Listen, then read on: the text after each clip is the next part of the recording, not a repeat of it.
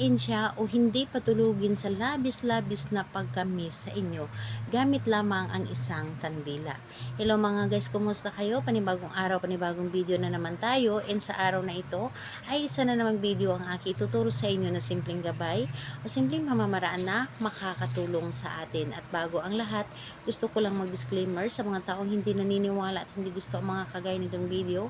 Please skip this video and maghanap kayo ng videos na gustong gusto nyo, dahil ang video na ito ay para lamang ito sa mga taong naniniwala and gusto mag-try. Sa lahat po ng mga nagko-comment dito sa aking video dito sa loob ng aking channel, mag-ingat sa lahat ng mga nagre-reply sa inyo na dinadala ko sa kanilang WhatsApp and imo po upang makaiwas po tayo sa scam. Ngayon po ituturo ko sa inyo kung paano siya mababalisa, hindi makakatulog sa sobrang pagkamis sa inyo gamit lamang ang isang kandila. So, dito po ay pwede mo itong gawin sa parehas ang kasarian, babae to babae, and lalaki to lalaki. And syempre nun sa ating babae at lalaki na mag-partner. And pwede mo itong gawin kahit na kayo ay magkalapit o magka-LDR sa isa't isa. Mas maganda ito sa magka-LDR. So, ayun po.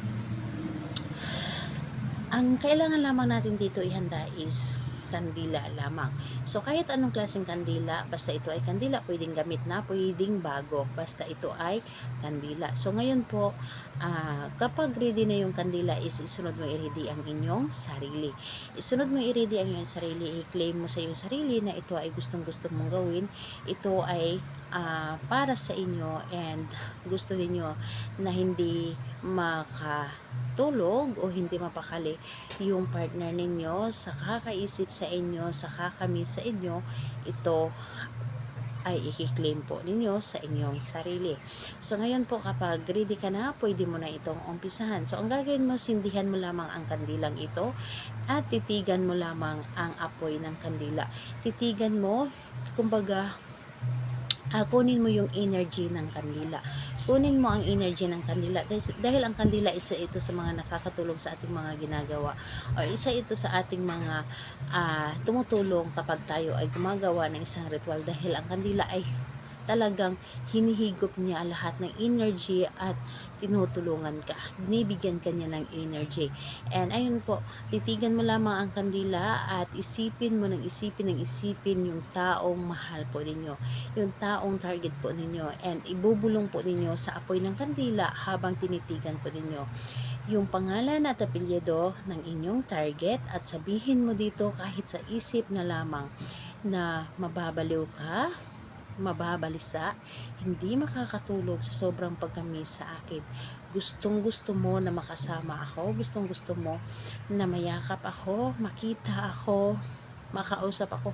Lahat na sasabihin mo habang nakatitig ka dito sa apoy ng kandila. So, talagang sabihin mo dito lahat-lahat kung ano ang gusto mo, basta ito ay sa tingin mo na good intention, yung tipong walang mga halong negative yung sasabihin mo, dapat po ay purong positive lamang.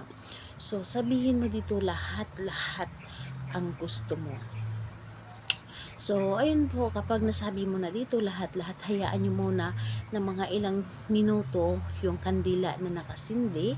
And, ayun po, habang kiniklaim po ninyo ang energy or hinihigop po ninyo ang energy ng kandila. And, syempre, mag-isip kayo or kailangan na positive yung nasa isip ninyo at hindi negative. So, ayun po, ganun lamang ang inyong gagawin. Hayaan nyo muna ng mga ilang minuto ang kandila na nakasindi, saka mo ito patayin. At kung magtatanong ka ano ang gagawin sa natirang kandila, itago nyo lamang ito dahil magagamit nyo pa ito sa ibang ritual na kailangan natin ng kandila kahit na ito ay gamit na. So, ayun po, kahit anong araw at oras pwede natin itong gawin, pero i-require ko sa inyo, gawin niyo ito bago kayo matulog sa gabi, dahil sa gabi po ay mabilis tayo mapapakinggan ng universe. So, ayun po, salamat po sa inyo. Bye bye everyone. God bless us all.